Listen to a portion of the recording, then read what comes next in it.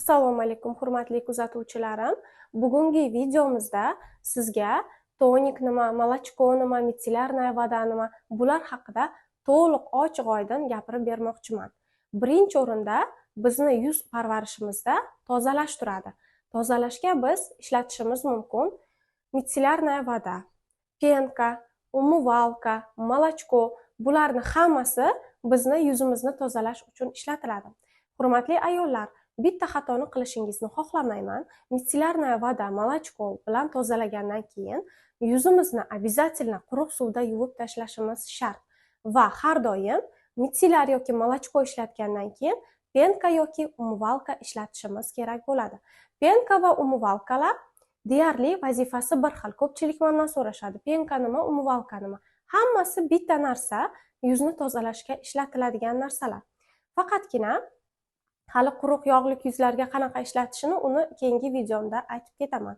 Qizlarjonlar, har kuni kechqurun xo'j dekorativ kosmetika qilmasangiz ham, hech nima surmasangiz ham, birinchi mitsillar suv bilan yaxshilab tozalab yoki молочко bilan artib, undan keyin penka yoki umyvalka yordamida tozalab olishimiz kerak bo'ladi. Doim qizlarjonlar, umyvalkalarni gel shaklida bo'ladimi, penka shaklida bo'lsa shart emas. Agar gel shaklida bo'lsa, qo'limizga olib, ikki qo'lni orasida ko'pirtirib olib, keyin yaxshilab yuviladi qizlarjonlar.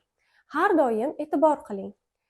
Agar umyvalka bo'lsa, ya'ni yuzni tozalaydigan narsa bo'lsa, cleansing deb yoziladi yoki cleaner deb yoziladi. Xullas, clean degan so'zni men yozib qoldirdim. O'qib qolsangiz, demak bilingki, bu yuz tozalanadigan narsa.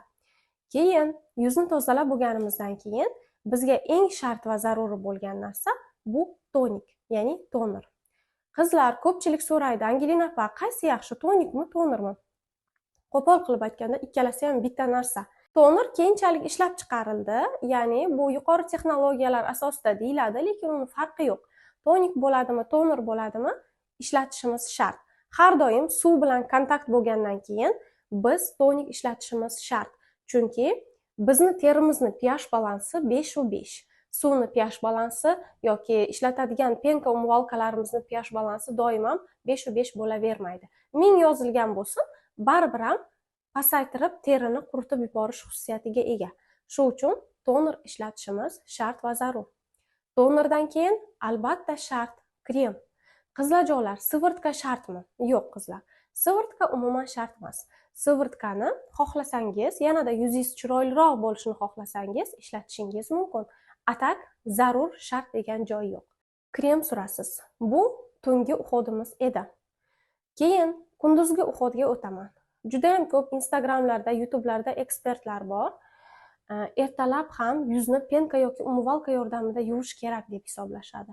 Bu fikrga men umuman qo'shilmayman qizlar. Terimizni ertalab turib oddiy quruq suvga yuvishimiz yetadi. Qizlarjonlar, agar siz qanaqangidir men dog' krem o'rgatganman yoki dog' kremlar ozgina mana shilimshiq bo'ladi, yuzga yopishib turadi. Buni ertalab albatta mitsillar suvlari bilan yaxshilab tozalab, keyin quruq suvga yuvib tashab, kunduzgi uxodni qurasiz. Lekin aynan ertalab turib, mana kechasi oddiy namlantiruvchi yoki oziqlantiruvchi kremdan keyin turib olib, yana umyvalka bilan yuvish shart emas qizlarjonlar. Yana aytib o'taman bu narsani. Kunduzi ertalab turdingizmi, yuzingizni oddiy suvga yuving. Agar yuzingiz doim chiroyli bo'lishini xohlasangiz, romashka damlab qo'yib yoki ko'k choy damlab qo'yib yuvishingiz ham yetadi. Yuvasiz va ustidan albatta yana har doimgidek tonik qilasiz.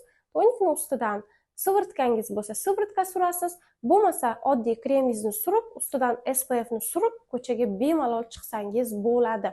Shu o'rinda SPFlarni ham aytib o'taman. SPF ni har 2 soatda yangilash qizlarjonlar shart emas. Mana men hozir kursda o'rgatgan qo'l bola SPF kremimni mayli obedda yangilab bo'lsangiz bo'ladi, chunki bu baribir professionaldek emas, foizi pastroq. 35-40% SPF hisoblanadi. Bu SPFlarimiz ham, men tayyorlagan SPFlar ham mana bozordagi SPFlardan million marta yaxshi qizlarjonlar. Keyin yana bitta narsani o'rgatib ketmoqchiman. Bizni yuzimizni mana har xil koreyskiy uxodlar bor, bilasizlar. 10 etap, 7 etap, 8 etap. Aynan bunaqa bo'lishi shart emas. Keyin ko'pchilik bilmaydi, Angelina opa, maskani qachon suramiz deysizlar. Maskani har haftada 2 martadan ortiq surmang. Agar 2 martadan ortiq maska surdingizki, sizni yuzingizni kislotniy shilchniy balansi buziladi, epidermal baryeriga zarar yetadi. Shu uchun yuzni mana kechqurun mitsilar bilan artib, umvalka yordamida yuvib, qup-quruq yuzga maska suriladi, yuvib tashlangandan keyin tonik krem surib uxlayverasiz. Qizlarjonlar, losion nima degani? O'zi losion odatda tarkibida spirti bor narsalarga kiradi.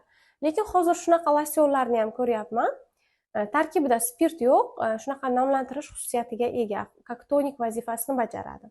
Mana qizlar bozordan ko'pchilik tonik oldim yuzni tozalashga deydi. Tonik qizlar yuzni tozalamaydi. Yuzni faqat tozalaydi молочко, mitsillarnaya voda, penka, umvalka, xullas cleansing, clean deb yozilgan bo'lsa, bu tozalovchi hisoblanadi. Agar losionlar ko'pincha davolovchi hisoblanadi. Ularning tarkibida oz bo'lsa ham spirt bo'ladi va bu yuzi juda ham yog'lik, o'g'rilik yuzlar uchun ayni muddao hisoblanadi. Keyin ishlatishimiz umuman mumkin bo'lmagan narsa bu skrab.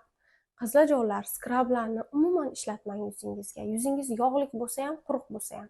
Keyin internetlarda chayni sodalarni reklama qilishadi. Umuman maslahat bermayman.